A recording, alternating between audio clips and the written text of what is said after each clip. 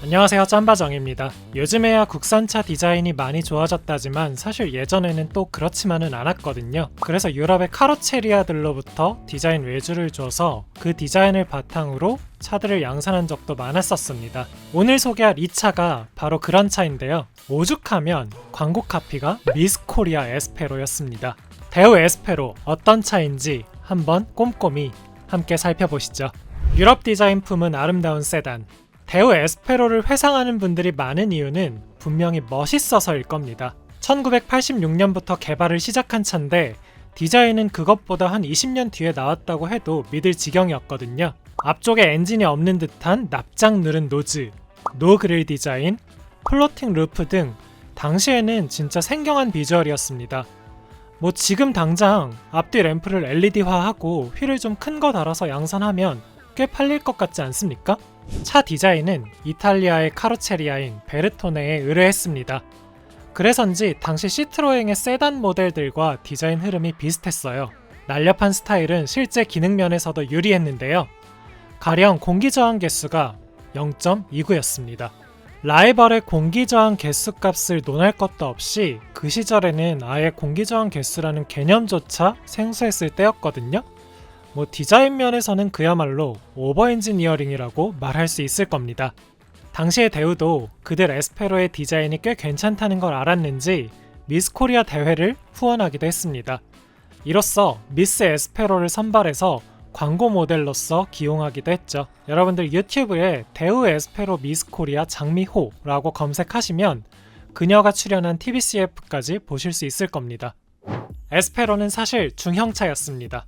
모터리제이션과 경제 위기를 동시에 겪었던 90년대 말에는 유독 준준형차가 인기였습니다. 준준형차가 잘 팔린 이유는 이런 것들이었어요.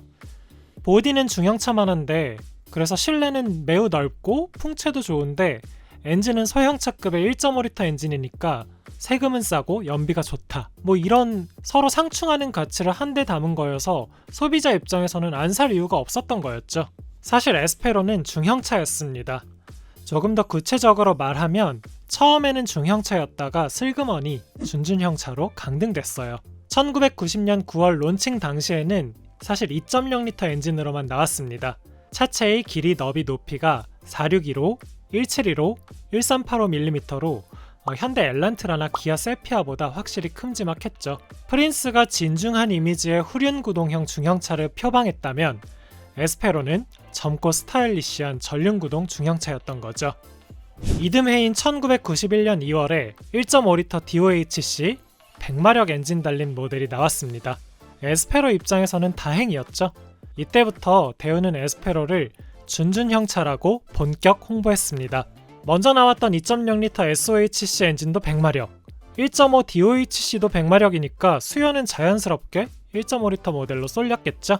당시 중형차 시장은 소나타나 프린스 같은 뭔가 좀 중후하고 요즘 중형차와는 좀 다른 럭셔리함 같은 게 있었는데요. 그런 게 인기였는데 에스페로는 그 시장에서 살아남기에는 너무 좀 앞서가고 젊은 스타일링이었죠.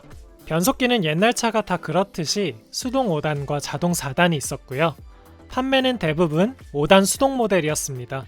당시 국산차 판매는 대부분 수동 변속기였고요.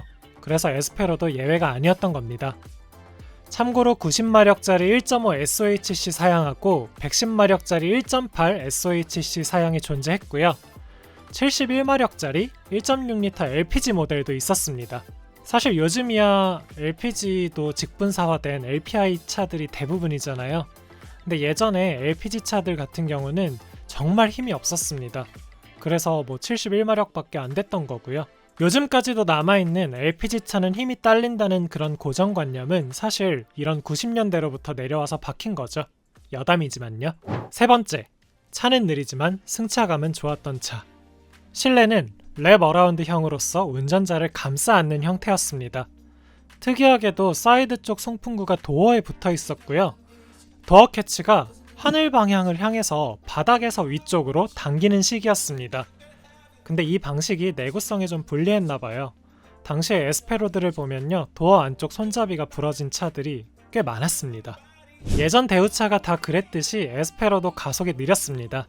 이유는 일단 기어비 때문이었어요. 엔진 자체의 파워는 무난한데 기어비가 너무 길고 플라이휠도 무거워서 출발할 때마다 마치 끙차하고 나가는 것 같았죠.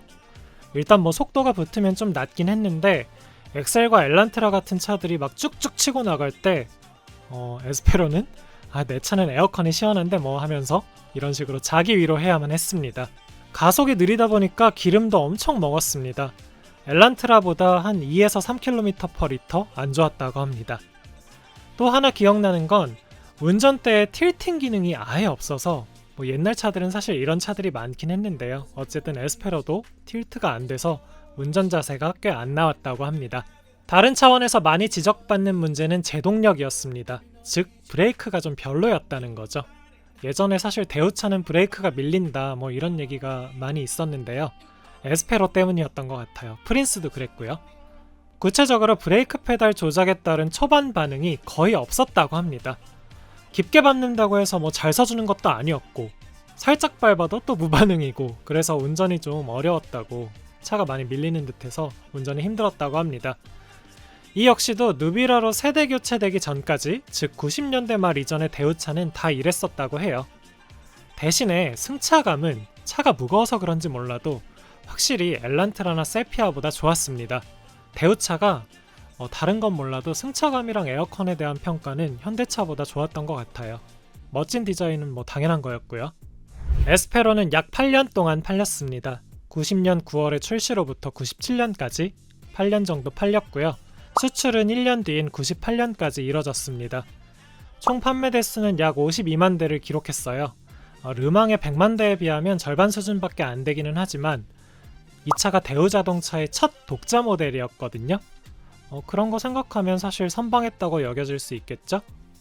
서두에서 말씀드렸듯이 아름다운 디자인이 좀 그리운데요. 셰시랑 서스펜션을 좀 개량하고 인테리어를 좀 더 현대화하면 외장은 그리고 그냥 그대로 유지하고 이런 채로 팔면 나름대로 꽤 팔릴 것 같지 않습니까? 사실 뭐 이제 한국 GM의 그런 의지나 의사는 전혀 없어 보이지만요. 여러분들도 에스페로에 대한 기억이 있으시다면 댓글로 남겨주시기 바랍니다. 저는 중학교 때 선생님께서 제가 가장 좋아하던 과학 선생님이 이 차를 타셨었는데 요즘 연락이 잘 안 되는데 혹시 이 방송 보시면 네, 댓글 남겨주시면 찾아뵙겠습니다. 이상 짬바정이었습니다.